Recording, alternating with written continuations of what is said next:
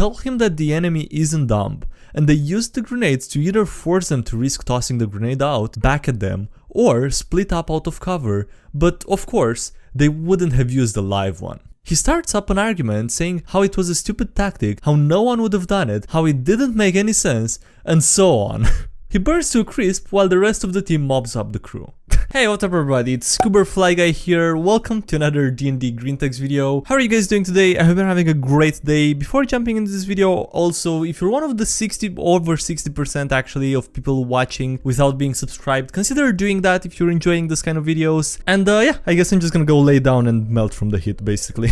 Anyway, I hope you enjoyed the video. Anon got new dice. Successful hit, Anon. Roll 3d6 for damage. Sure thing, DM, let me set up my rolling tower. Player takes the next 45 minutes to set up an elaborate Hot Wheels track around the house with loops, accelerators and all the works that ends at the game table. What the f? That's a very good question. Also, does it come in more? I mean, that's a d6, right? That's just a standard dice, I think. Well, not, I mean, it's on a Hot Wheel, but it's as standard as it gets. I guess I just want to know if you can get all the dice you need with Hot Wheels. And I don't even know why I'm asking that, because it's not like I'll ever get that. Anon misses all the clues. Dungeon is filled with goblins throwing vials full of Uber AIDS. Cleric gets Uber AIDS in the final fight.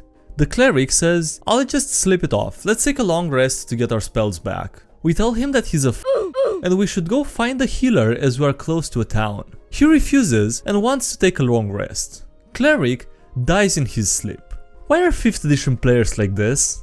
He wanted the long rest. You literally missed all the cues.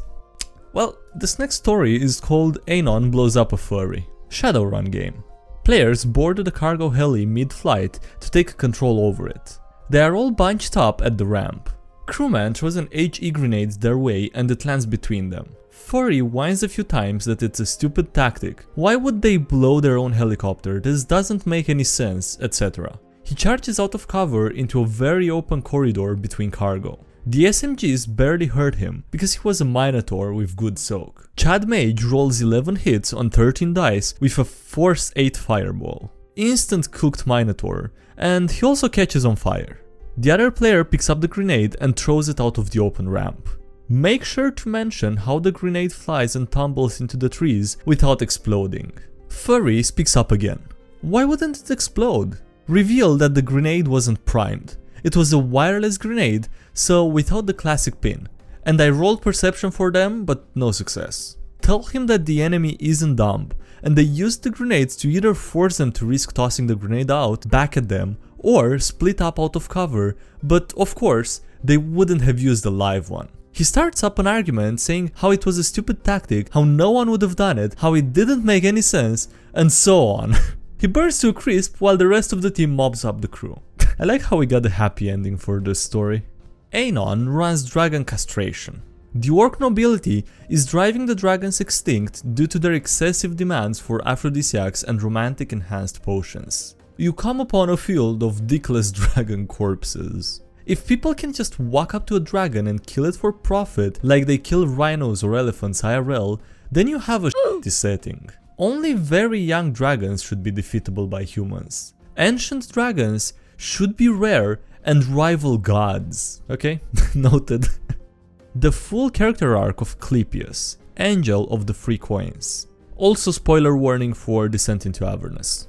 Bimi, Vamir, Elf Paladin. Binatmi, Clippius, the human paladin, and also a crazy sorcerer, a sad sorcerer, and a bard.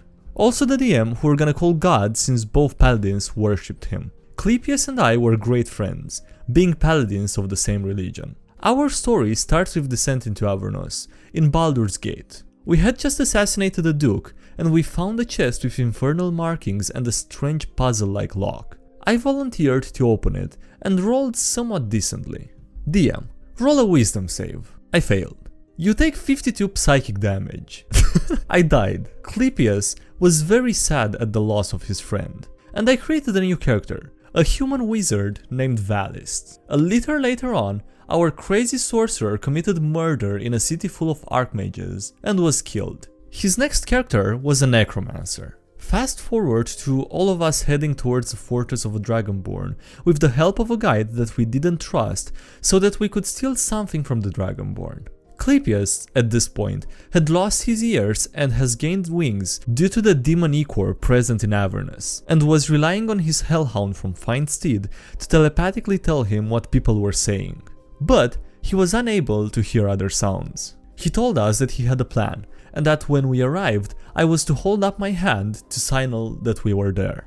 Well, we arrived, and I raised my hand. Clippius then dropped a mattress. We had gotten it early in the campaign and stuffed it in a bag of holding. On the guide from very high up, killing it. The Dragonborn and his army of devils immediately attacked us. We rolled initiative, and I got the unluckiest natural 20 of my D&D career. You see, I got the natural 20 on initiative, and immediately attacked the devils with lightning bolt, doing basically nothing. Then, the devils went up and swarmed everyone with attacks, killing me and the bard instantly. If I had gotten a lower initiative, I could have attempted to escape instead of wasting my action on a pointless attack. The sorcerer, necromancer and Clippius were thankfully able to escape. Clippius by being saved by an archdevil and making an oath to him to disrupt the greater powers of hell. Clippius was incredibly upset with himself for causing the death of his two friends. The survivors then met up with our replacements. I was Seldotran, the Dragonborn cleric who also worshipped the DM. The bard became Yoshi, the one from Mario. I'm sorry, the bard became Yoshi, the gnome wild magic barbarian. Seldotran idolized Clippius as being a better follower of God than him.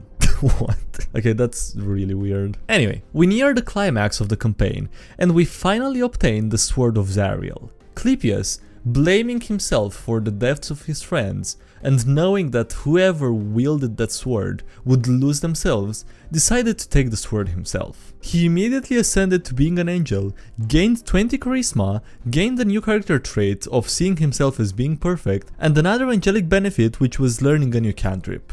And he chose Vicious Mockery for that one. Seldrotan, being an incredibly loyal follower of the DM god, immediately sees Clippius as being an avatar of God, and decides to obey him absolutely. Clippius declares that he has no need for money, and I, remembering him as having a lot of gold and being basically broke myself, ask him for what he has. He proceeds to give me 3 gold pieces, which is all he has left after buying a bunch of enchanted gear for us a while back. Rather than being disappointed, however, I feel a stroke of inspiration. Seldrotan, these 3 gold pieces shall now be the holy symbol of Clippius, Angel of the 3 coins. I shall cherish them until the end of my days. Everyone laughs. Clippius has reached his final form, transcending his previous flaws and overcoming his guilt at killing his friends. We continue on to finishing the campaign. It should be noted that from this point forward, the account of the campaign ceases to be fully accurate,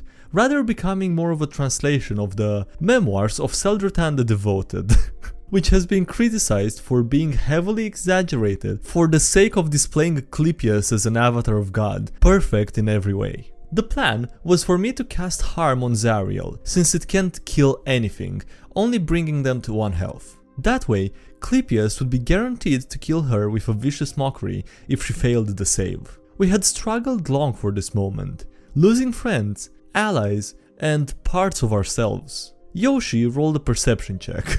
It's Zariel. We cowered in fear as the Archdevil herself strode towards us, a fiendish aura surrounding her. Called by her influence, swarms of evil dragons descended from the heavens to defend her. Yoshi, having slain multiple dragons throughout the campaign, won the appreciation of Tiamat, who gave him an amulet which he used to summon 5 dragons to fight for us, one of which participated in the fight. However, being a silver dragonborn, Seldrotan's draconic instincts force himself to be incapable of seeing chromatic dragons as not evil. A fierce battle ensued, and by the time the battlefield fell silent, many of us lay injured or unconscious. I did my best to attack Zariel, and yet she did not perish. Clippius lay kneeling, the sword being disarmed. But he persisted, for he is God himself, perfect in all ways and flawed in none. He is the angel of the 3 coins,